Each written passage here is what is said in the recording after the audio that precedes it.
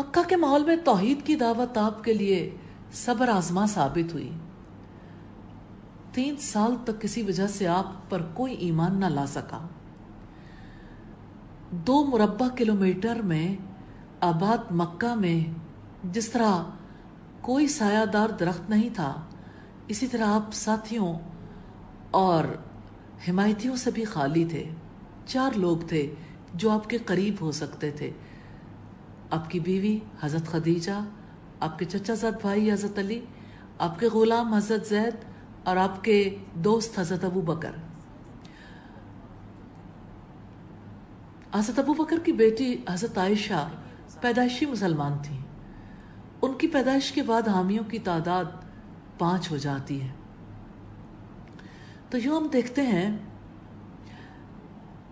کہ مروجہ نظام کے زیر اثر رہنے والے افراد طاقتور ہوتے ہیں۔ اب صلی اللہ علیہ وسلم کے لیے عارضی وقفہ تھا، پھر مظالم کا دور شروع ہو گیا۔ آپ کو قتل تو نہیں کر سکتے تھے، لیکن آپ کے چچا سے مطالبہ ضرور کر سکتے تھے کہ وہ آپ کو قبیلے سے نکال دیں تاکہ قریش کے لیے آپ کو قتل کرنا ممکن ہو جائے۔ ابو طالب کی غیرت اس کے لیے تیار نہیں ہوئی، اسی لیے ابو طالب نے آپ سے کہا کہ تم ان کے بتوں پر تنقید کرنا چھوڑ دو۔ تب آپ کو اندیشہ ہوا کہ ابو طالب آپ کو قریش کے حوالے کر دیں گے، مگر انہوں نے یہ کہہ کر آپ کو مطمئن کر دیا کہ اب قریش نے ایک اجتماعی معاہدہ کر کے بنو ہاشم کا بائیکاٹ کر دیا ہے، اعلان کر دیا بائیکاٹ کا۔ یہ سیرت ابن ہشام کی روایت ہے، والیوم 1 پیج 60۔ تو جب آپ شیب ابی طالب میں تھے، نبوت کا 7واں سال تھا۔ اس کے بعد ابو طالب آپ کو اور آپ کے خاندان کو لے کر مکہ سے باہر چلے گئے۔ ایک گھاٹی میں مقیم ہوئے جس کو شیب ابی طالب کہا جاتا ہے۔ یہ ایک خشک پہاڑی درہ تھا جس میں بعض جنگلی درختوں کے سوا کوئی چیز نہیں تھی۔ 3 برس تک آپ اس حال میں رہے کہ درختوں کی پتیاں اور جڑیں کھا کر گزارا کرتے رہے۔ 4 مہینے مستثنا تھے جبکہ آپ کے خاندان کے لوگ مکہ جاتے، قربانی کے جانوروں کا گوشت لاتے، اس کو سکھا کر رکھ لیتے جو طویل عرصے تک غذا کا کام دیتا۔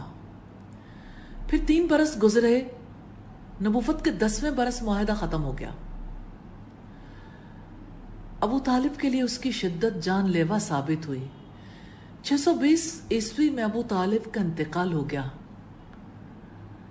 اور عبد العزیٰ یعنی ابو لہب بنی ہاشم کا سردار بن گیا۔ اب آپ کا دشمن خود جج کی کرسی پر تھا۔ اس نے آپ کو قبیلہ سے نکالے جانے کے لیے اعلان کر دیا۔ تو آپ اندازہ کر سکتے ہیں کہ آپ صلی اللہ علیہ وسلم نے کیسا رد عمل برداشت کیا۔ سیرت کی مارکۃ الآراء کتاب ہے محسن انسانیت، اس کے مصنف نعیم صدیقی ہیں جو لکھتے ہیں کہ جو بھی محمد صلی اللہ علیہ وسلم کے راستے پر چلنا چاہتا ہے، اس کے راستے میں وہ سارے مقامات آئیں گے، وہ طنز، وہ طعنے، وہ تضحیک، وہ پھپتیاں، وہ چوٹیں، مذاق اڑانا، گالیاں دینا، اور پھر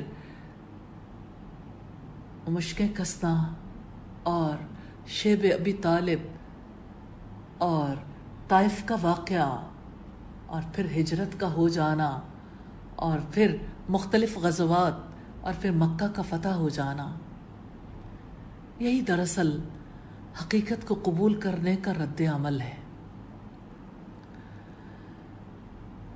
اگر ہم یہ دیکھیں کہ آپ کے قبیلے سے اخراج کا کیا اثر پڑا، عرب کی صحرائی زندگی میں کسی کو قبیلے سے نکال دینا ایسا ہی تھا جیسے کسی کو سمندر میں پھینک دیا جائے، کیونکہ اس دور میں کوئی ذمہ دار ملکی حکومت تو ہوتی نہیں تھی۔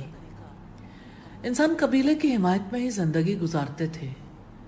اور منی میں ایک بار آپ صلی اللہ علیہ وسلم نے ایک قبیلے کے سامنے اپنی دعوت پیش کی تو انہوں نے ماننے سے انکار کر دیا، ان میں سے ایک شخص میسرہ بن مسروق ابسی کی باتوں سے اندازہ ہوا کہ اس نے آپ کی دعوت کا اثر قبول کیا ہے۔ آپ کو میسرہ سے امید ہوئی، آپ نے ان سے بات کی۔